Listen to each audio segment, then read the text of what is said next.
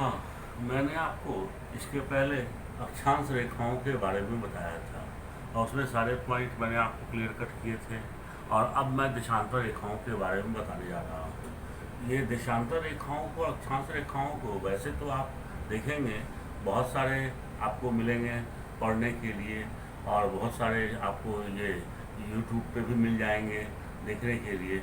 लेकिन सबसे बड़ी बात है क्या कि हमें याद कैसे करना है और किस तरीके से हमें याद रहे जो हम एग्ज़ाम में क्वेश्चन को सॉल्व कर सकें। तो इस बात को मैं कहूँगा कि आप कंपेयर करके लैटीट्यूड और लॉन्गिट्यूड यानी अक्षांश और देशांतर रेखाओं को कंपेयर कीजिए एक दूसरे से। जैसे आपको मैंने अक्षांश रेखाओं के बारे में पहले बताया था कि वो काल्पनिक रेखाएं हैं, और काल्पनिक रेखाएं हैं पश्चिम से पूर्व की ओर खींची गई है, मैंने वेस्ट टू ईस्ट। तो यहाँ पे देशांतर रेखाओं में क्या होगा, यहाँ भी है काल्पनिक रेखाएं हैं, लेकिन ये उत्तर से दक्षिण की ओर खींची गई है।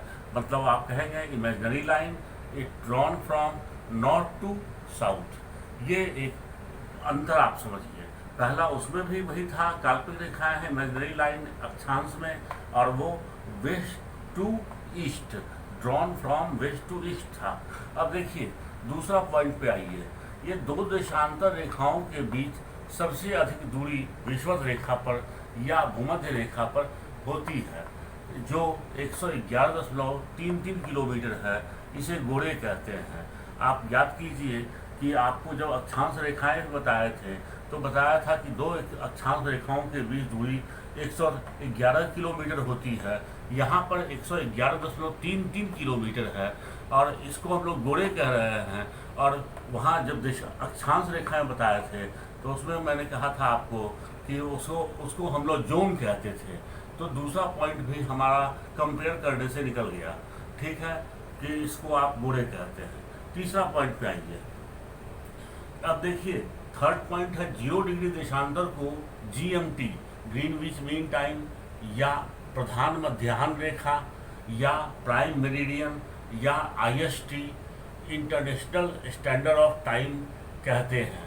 ये बात को जरा सा ध्यान दीजिएगा कि 0 डिग्री देशांतर जैसे हमारा था 0 डिग्री अक्षांश को हम विषुवत रेखा कहते हैं या भूमध्य रेखा कहते हैं या इक्वेटर कहते हैं, तो या इक्वेटोरियल लाइन कहते हैं। उसी तरह कंपेयर करेंगे तो यहाँ पर हम देखेंगे 0 डिग्री देशांतर को हम GMT कहते हैं, प्रधान मध्याह्न रेखा कहते हैं, प्राइम मेरिडियन कहते हैं या IST international standard of time कहते हैं। अब इसके बारे में और थोड़ा सा डिटेल्स जानना है कि ये कहाँ से गुजरती है। सबसे बड़ी बात है कि GMT ग्रीनविच मीन टाइम कहाँ से गुजरती है, तो लंदन से होकर गुजरती है, और भी देशों या स्थानों से होकर गुजरती है। और ये याद रखने के लिए आपको ट्रिक्स का सहारा लेना चाहिए। ये ट्रिक्स यानी टिप्स जो मैं आपको दे रहा हूँ, ये मैं आपको सारे जहाँ जहाँ से गुजरती है GMT, ये सारे आपको मैं याद करवाने की कोशिश कर रहा हूँ। ये देखिए, ये मेरा टिप्स है।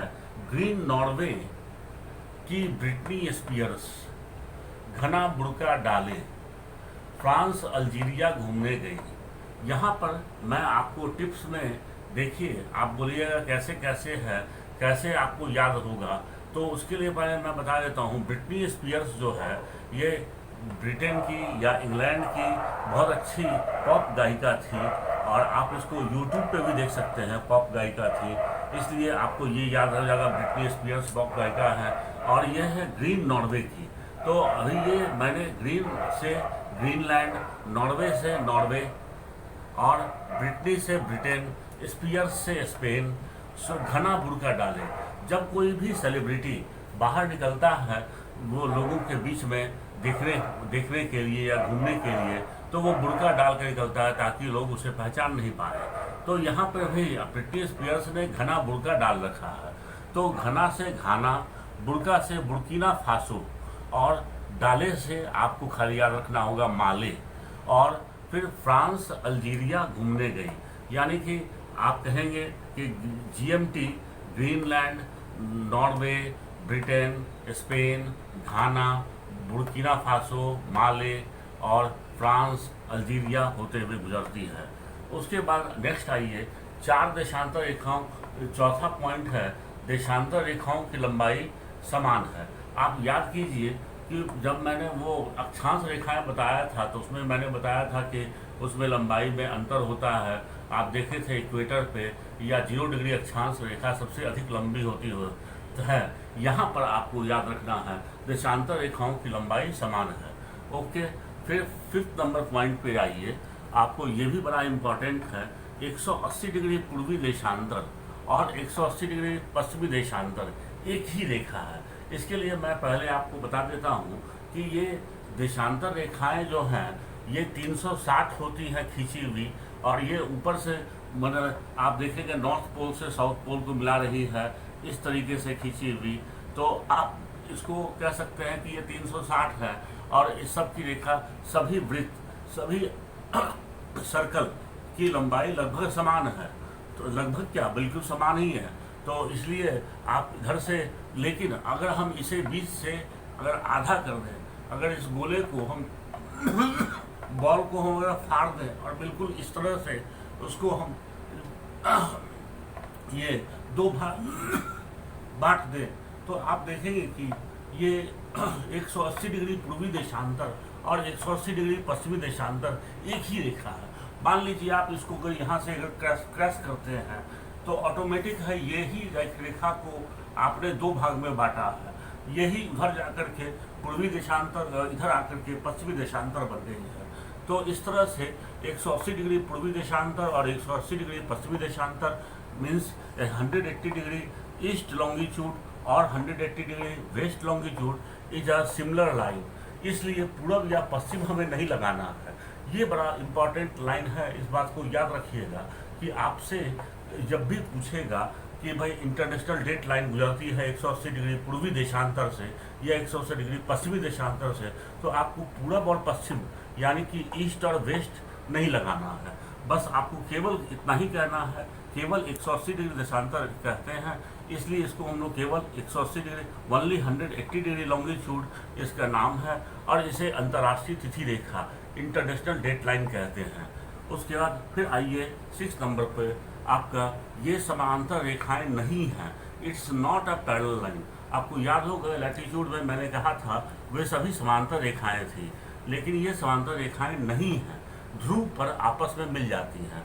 यानी कि आप कहेंगे इट मर्जेज ऑन पोल। जैसे जैसे 0 डिग्री अक्षांश यानी विषुवत रेखा से, आप देखिए 0 डिग्री अक्षांश या विषुवत रेखा से हम पोल की ओर जाते हैं, या इधर आप चाहे नॉर्थ पोल जाइए चाहे साउथ पोल जाइए, तो पोल की ओर जाते हैं, वैसे वैसे आप कहेंगे देशांतर रेखाओं के बीच की दूरी कम होती जाती है। और ये सबसे अधिक दूरी जो है ये 0 डिग्री अक्षांश पे है यानी विषुवत रेखा पे है, और ये कम होती जाती है पोल पर जाकर के मिल जाती है। ये नॉर्थ पोल पे मिल गई, ये साउथ पोल पे मिल गई, और इस तरह हम कह सकते हैं कुल देशांतर रेखाओं की संख्या 360 है।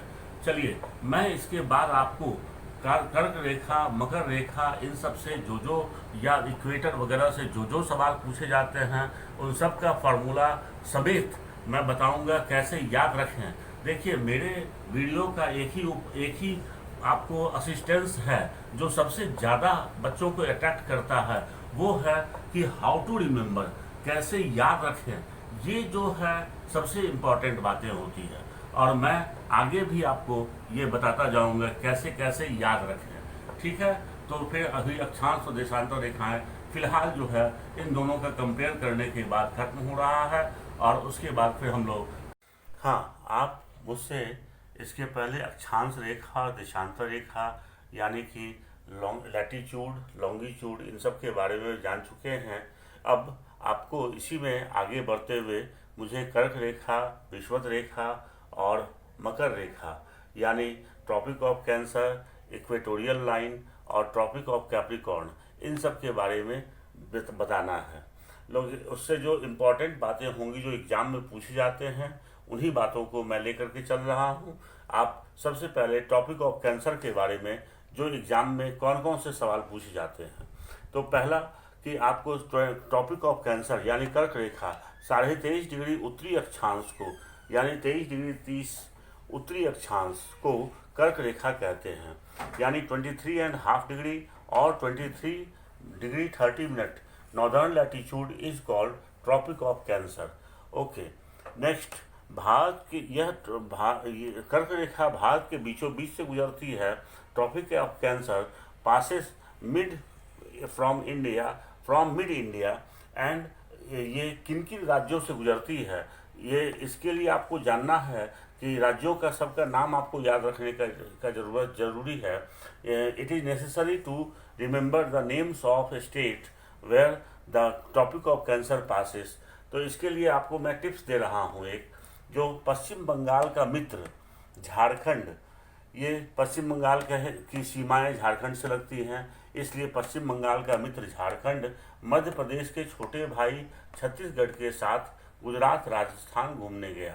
ओके, आप देखिएगा इसमें सारे स्टेट के नाम आ गए। पश्चिम बंगाल हो गया एक, उसके बाद मी से मिजोरम, त्रो से त्रिपुरा, उसके बाद झारखंड, और फिर मध्य प्रदेश के छोटे भाई छत्तीसगढ़। ये छोटे भाई मैंने जानबूझ के लिखा है क्योंकि मध्य प्रदेश से कट करके ही बना है छत्तीसगढ़। तो मध्य प्रदेश के छोटे भाई छत्तीसगढ़, तो मध्य प्रदेश छत्तीसगढ़ के साथ गुजरात राजस्थान घूमने गया मैं, गुजरात और राजस्थान। इस तरह से ये सभी आठ राज्य कवर हो गए। उसके बाद नेक्स्ट तीसरा पॉइंट, अफ्रीकी महादेश एकमात्र महादेश है जिससे तीनों रेखाएं यानी कर्क रेखा, मकर रेखा, विषुवत रेखा तीनों गुजरती है। तो आप कह सकते हैं African continent is only one continent from where Tropic of Cancer, Tropic of Capricorn and equatorial line passes और crosses through this continent. Okay, next है, जब कर्क रेखा पर सूर्य की किरणें सीधी या लंबवत पड़ती है तो उत्तरी गोलार्ध में सबसे बड़ा दिन होता है। भारत उत्तरी गोलार्ध में है, पूर्णतया उत्तरी गोलार्ध में है, इसलिए भारत में भी सबसे बड़ा दिन 21 जून को होगा। और जिस दिन सबसे बड़ा होगा ऑटोमेटिक है रात सबसे छोटी होगी।